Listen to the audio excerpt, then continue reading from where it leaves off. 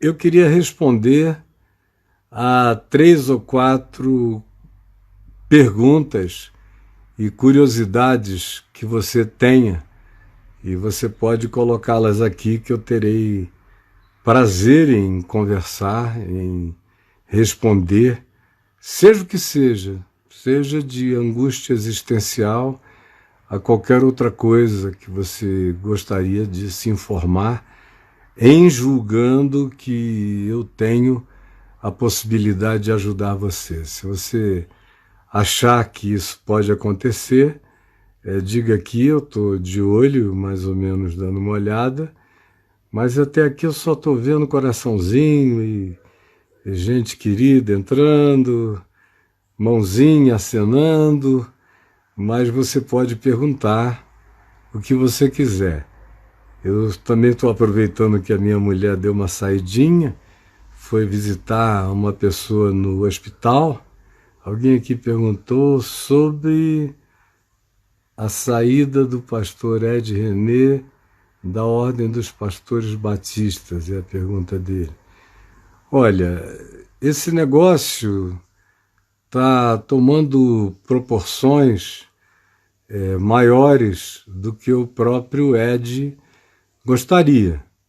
Ele, até anteontem, não tinha recebido ainda nada oficial de desligamento. Ele recebeu de um determinado grupo, do Conselho de Ética, essa recomendação à Igreja Batista e à Ordem dos Pastores de que ele fosse afastado, mas não tinha chegado ainda nenhuma documentação de assentimento e de concordância e de validação em relação àquilo. Obviamente que existe uma grande chance de que o que foi votado no Conselho de Ética seja validado por grupos internos da denominação. Eu acho isso uma tristeza, uma vergonha total, porque eles estão expulsando da igreja uma das pessoas mais fiéis ao Evangelho, mais piedosas, mais comprometidas com o Evangelho dentro da Igreja Batista, e fazendo um ministério limpo, um ministério auditável, um ministério sem ambivalências na gestão financeira, um ministério que deveria ser alegria e orgulho para os batistas. O problema é a inveja. O problema é essa vontade de ter e de assumir o lugar do outro. O problema é a mesquinharia, é a frustração do indivíduo que faz das tripas coração para fazer a igreja dele crescer e ela não cresce, e ele vê um outro que vem trabalhando há muitos anos, não começou outro dia, vem ralando há muito tempo, e a igreja foi crescendo por causa da constância, da perseverança, por causa do modo limpo de fazer as coisas. Ela veio crescendo, vem crescendo, e se Deus quiser continuará, por causa da tentativa de entregar à comunidade um bom ensino, e isso é o que se pode dizer dele, porque o resto é pretexto. É pretexto para eles não declararem o tamanho da vaidade, o tamanho da inveja, o tamanho da arrogância frustrada de muitos deles, porque o Ed era um irmão para eles abraçarem e dizer que bom que você está aqui no nosso grupo, na nossa denominação. Também tem um outro problema. O problema é que o Ed é batista, mas ele não tem nenhum tipo de batistismo dentro do coração, ele não tem nenhum vínculo idolátrico com a denominação, ele não acha que ser batista é a melhor coisa que ele podia ter feito da vida dele, nem tampouco ele acha que a própria igreja dele para continuar sendo igreja, que não foi ele que fundou, mas ele pegou, quando ela ainda era uma igreja pequena e sem expressão, e a pastoreou com muito carinho, muito amor. E eu acompanhei desde o início até ela chegar aonde chegou durante praticamente 3 décadas de esforço e de trabalho. Tanta gente o ajudou também. A igreja começou com ele, com Nobu, outros estiveram lá como pastores auxiliares, como meu amigo hoje do Caminho da Graça, Carlos Bregantin, e vários outros que o vêm ajudando esses anos todos. A esposa dele, a Silvia, tem um papel importante, fundamental na organização social da igreja. Enfim, eles não tinham o que acusar. E aí, não tendo o que acusar, vieram com essa história de uma mensagem óbvia, onde ele pregou sobre as letras mortas que matam, de fato, a palavra viva. E foi Paulo quem inaugurou essa afirmação. E de lá para cá, muitos os que tiveram a lucidez do Evangelho no curso desses 2000 anos disseram a mesma coisa, sem considerar que o mundo dos apóstolos era um mundo sem Bíblia, era um mundo sem evangelhos, as transmissões eram todas orais, era um mundo sem textos do Novo Testamento. O primeiro texto foi a primeira epístola aos Tessalonicenses, antes de haver qualquer evangelho. Portanto, eles passavam a palavra. É isso que eles dizem: o que de mim ouvistes, isso transmiti. E Paulo diz: o que de mim ouvistes, vistes, o que de mim aprendestes, vistes no meu comportamento, isso praticai. Ele não diz leiam Lucas, Marcos, João, não tinha isso. Era evangelho puro e simples. O Velho Testamento era uma leitura para eruditos, porque muita gente, a maioria, não sabia ler. Mas todo mundo pensa que Jesus foi embora e deixou uma Bíblia impressa. E aí tem essa idolatria ao livro. Como eu passei a vida ouvindo pessoas dizendo: eu creio que a Bíblia é a palavra de Deus de capa a capa. Eu nunca criei que ela era a palavra de Deus de capa a capa. Eu sempre criei que entre aquelas capas tinha muita palavra inspirada por Deus e que tinha duração perene, como também havia muita palavra de Deus momentânea, inspirada para um tempo, para uma hora, para uma geração, para uma circunstância. E também passei a minha vida toda dizendo que Moisés não aguentaria Jesus. Moisés, com a cabeça de Moisés, tinha que se converter profundamente para suportar a leveza, a liberdade, a graça e os perdões todos de Jesus. Moisés só aguentaria Jesus no Monte da Transfiguração, transfigurado com Elias, para conversarem com Jesus sobre a cruz, como é o assunto relatado por Lucas, dizendo que eles conversavam sobre a partida de Jesus que estava para se cumprir em Jerusalém. Mas Jesus é o Verbo. Jesus é a Bíblia editada. Quem quiser saber quem foi que editou a Bíblia, foi Deus.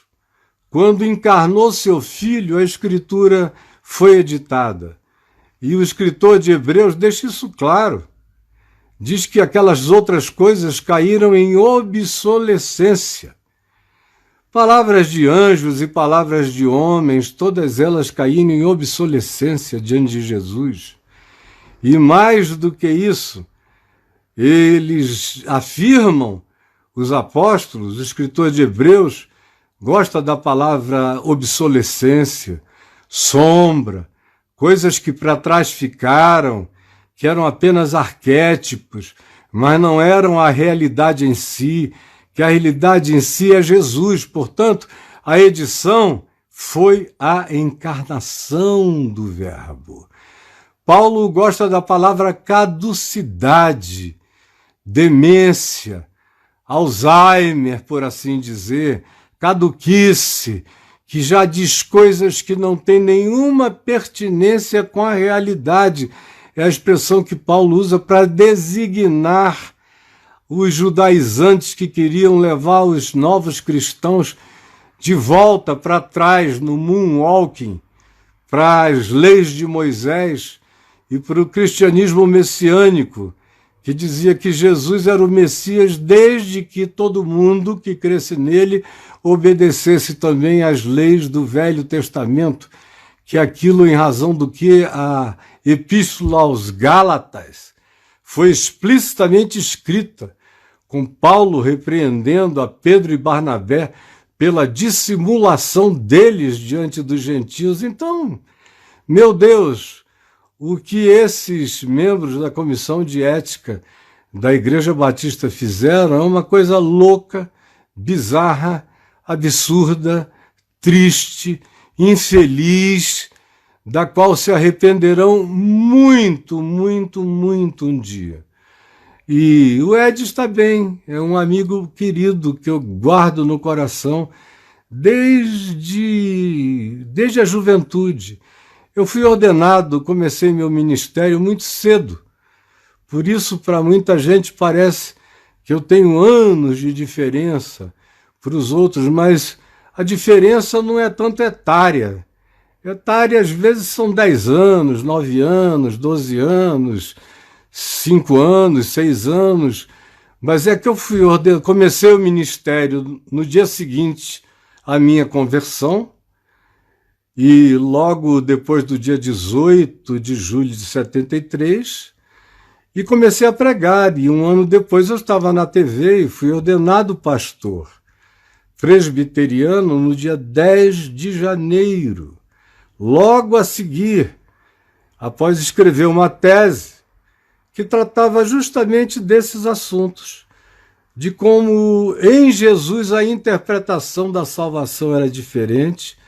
A minha tese era sobre a ordem de Melquisedeque, a salvação fora das fronteiras da religião. E o argumento é que era fácil de entender aquilo se você lesse tudo a partir de Jesus, que deixou bem claro que tomariam lugar à mesa do reino de Deus aqueles que vinham do norte, do sul, do leste, do oeste, aqueles que não sabiam nem o nome dele. É o que ele diz em Mateus 7, ele diz em Lucas 13, ele diz na parábola do rico e do Lázaro, ele diz em tantos lugares, ele diz em João 25, que os benditos que tomam posse do reino são aqueles que dizem, mas nós nunca te vimos assim, não sabiam nem quem ele era, mas agiram com amor correspondente ao Evangelho de Cristo. Então, meu Deus, não tem nada novo. Foi o próprio Lutero quem disse, e eles se dizem também discípulos de Lutero. Lutero é que disse que se Pedro dissesse algo errado, ou qualquer um, ou Paulo, ou os apóstolos, estaria errado. Se escrevessem e não batesse com aquilo que era a revelação suprema de Deus em Cristo, estava fora. E disse ainda mais do que isso, se Caifás disser uma palavra do Evangelho, que seja obedecida, se Herodes, ou se qualquer um dos malucos do contemporâneos de Jesus disser uma palavra que seja genuinamente evangelho, tem mais valor do que uma palavra apostólica que seja desviada do princípio do evangelho. Mas nós esquecemos isso tudo E essa nossa geração é uma das mais ignorantes que já passou pela face da Terra. É uma geraçãozinha acerca da qual se pode dizer como Jesus, ô geração incrédula, adúltera e perversa. Eles chamam de hereges, eles maltratam aqueles que tentam servir a Deus com coração limpo e exaltam em glória os bandidos, os perversos, os hipócritas e os malignos.